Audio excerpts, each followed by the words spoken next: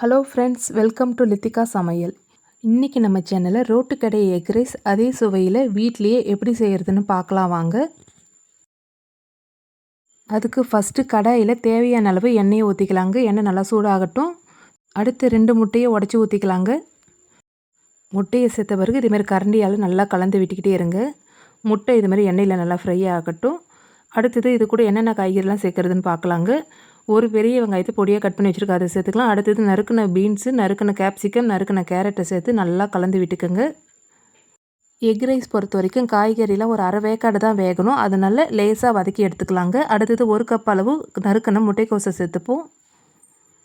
Egg rice பொறுத்த வரைக்கும் முட்டைக்கோஸ் அதிகமாக சேர்த்துக்கணும்.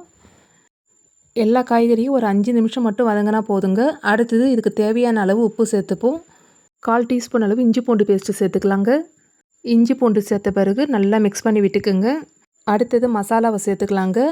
உங்களுக்கு காரம் எந்த அளவுக்கு தேவைப்படுதோ அந்த அளவுக்கு தனி மிளகாய் தூள் கொஞ்சமாக சேர்த்துக்குங்க. அடுத்தது முக்கியமான மசாலா இது தான் சேர்க்க போகிறோம். வேறு எதுவும் இல்லைங்க. சிக்கன் 65 மசாலா நமக்கு கடையில் கிடைக்குது பாருங்கள், அந்த மசாலா தான் சேர்க்கணும். அந்த மசாலாவை சேர்த்தா தான் நமக்கு கடையில் கிடைக்கிற அதே டேஸ்ட்டு நமக்கு கிடைக்கும். அடுத்தது கொஞ்சமாக சோயா சாஸ், கொஞ்சமாக டொமேட்டோ சாஸ் சேர்த்துக்கலாம். சோயா சாஸ் பொறுத்த வரைக்கும் அதிக அளவு சேர்த்துக்கக்கூடாதுங்க. இந்த அளவுக்கு கொஞ்சம் கம்மியாக தான் சேர்த்துக்கணும்.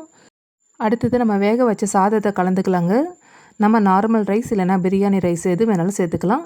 இப்போ சாதத்தை கலந்த பிறகு நல்லா மிக்ஸ் பண்ணி விட்டுக்குங்க. இந்த டைமில் தான் நம்ம அடுப்பை ஹை ஃப்ளேமில் வச்சுட்டு கலந்து விட்டுக்கணும். அப்போ தான் நமக்கு கடைகளில் கிடைக்கிற அதே டேஸ்ட்டு கிடைக்கும். நல்லா மிக்ஸ் பண்ணி விட்ட பிறகு கடைசியாக கொஞ்சமாக மிளகுத்தூள் சேர்த்துக்குங்க. நம்ம காய்கறி வதக்கும்போது ஆல்ரெடி உப்பு சேர்த்துருந்தோம். இப்போ கொஞ்சமாக உப்பு சேர்த்து நல்லா மிக்ஸ் பண்ணி விட்டுக்குங்க.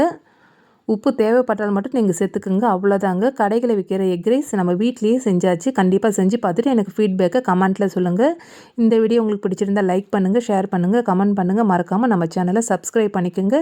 பக்கத்தில் இருக்கிற பெல் ஐக்கானை கிளிக் பண்ணுங்கள். அப்போ தான் அடுத்தடுத்த போடுற வீடியோ உங்களுக்கு நோட்டிஃபிகேஷனாக வரும். நன்றி, வணக்கம்.